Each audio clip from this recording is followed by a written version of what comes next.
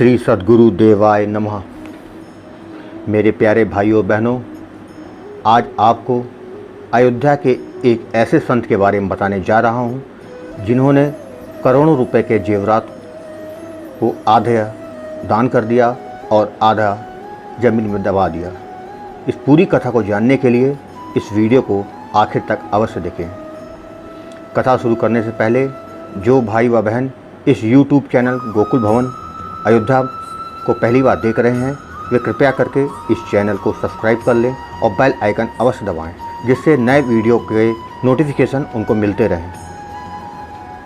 संत शिरोमणि अनंत श्री परमहंस राम मंगलदास जी महाराज द्वारा संकलित भक्त भगवान चरतावली से अवध के रानूपाली आश्रम के बाबा माधवराम के बारे में कुछ बताने जा रहा हूँ। बाबा माधवराम जो नानक जी का मंत्र है, दोनों समय में 5-5 माला जपा करते थे, बाकी समय वो राम राम किया करते थे। उनकी इस तपस्या से एक बार आकाशवाणी हुई कि अब तुम छावनी में बाबा रघुनाथ दास जी के पास जाओ।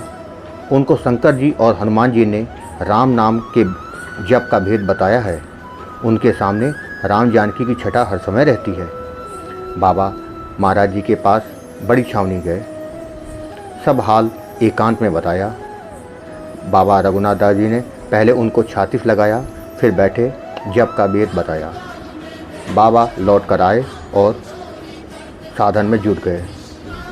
तीसरे दिन ही उनके नाम की धुनी खुल गई।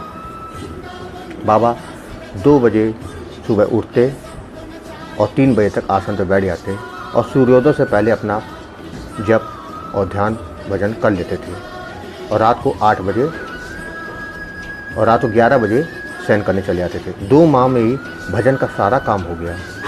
राम जानकी की छटा हर समय उनके सामने छा गई। शंकर जी हनुमान जी ने कहा, तुम तो महासुखी हो गए, तुम बड़े सरल चित्त के हो, तुम में बड़ी दीनता है। जो भक्त के लक्षण होते हैं वो अब सब तुम में विद्यमान है। यह भजन अब तुम गुप्त रखना, बिना भगवान के हुक्म के किसी को ना बताना। अब तुम छावनी जाकर बाबा रघुनाथ दास जी से सब हाल बताओ और 10 दिन के बाद उनके पास जाया करो। बाबा माधवराम जी महाराज जी के पास गए, साष्टांग दंडवत करने का विचार किया तो बाबा रघुनाथ दास जी ने उनको छाती से लगा लिया, उनको एकांत में ले गए। सब हाल बाबा ने बताया। महाराज ने कहा, जिस पर इतनी दया भगवान की हो गई हो वो भीतर से तर गया है। हम तुम अब एक समान हो गए हैं। ऊपरी दिखाव में जो भक्त कच्चे हैं वे विरोध करते हैं, उनको हानि होती है। सबके भाव अलग अलग हैं, उनके आँख कान नहीं हैं, बिना परमारथ व परस्वारथ के हैं।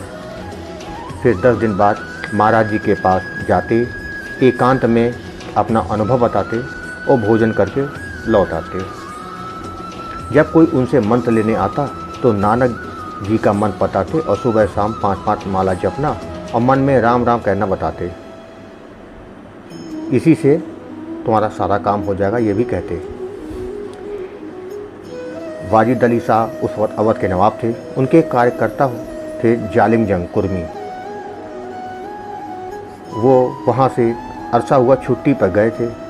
वह बहुत सारा जेवरात साथ लाए थे और बाबा से मंत्र लिया।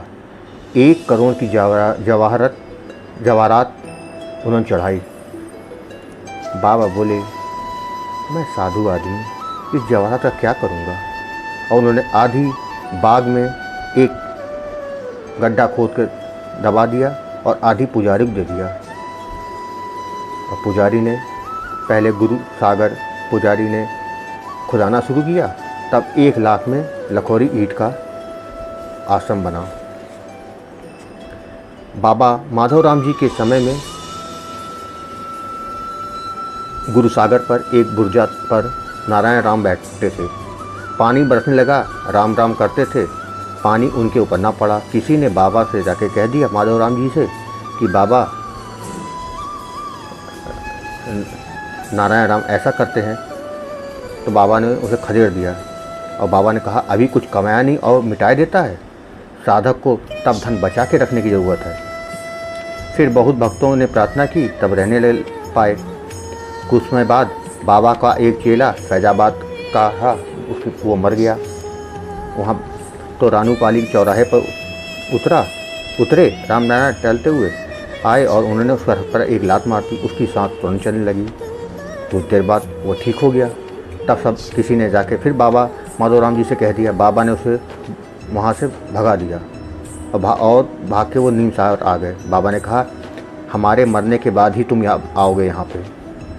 बाबा माधोराम जी गुरुसागर पर कोठी में बैठ गए। किवाड़ अंदर से बंद करके ध्यान किया, ब्रह्मांड भेदन करके निकल गए। लंगोटी खोल के अलग धर दी, किवाड़ तोड़ा गया। तब उनको फिर सरजू ले जाके पधारा गया। उसके बाद बाबा नारायण राम बुलाए गए। बाबा नारायण राम ने पाठशाला और साधुन के लिए बाबा संगति बख्श की समाधि, माधोराम की समाधि और कोट खिंचवाया। भाई बहनों, कमेंट बॉक्स में ये जरूर लिखिएगा कि आपको ये कथा कैसी लगी। अगर कोई त्रुटि रह गई हो तो दास को क्षमा कर दीजिएगा। बोलिए जय श्री सद्गुरुदेव भगवान।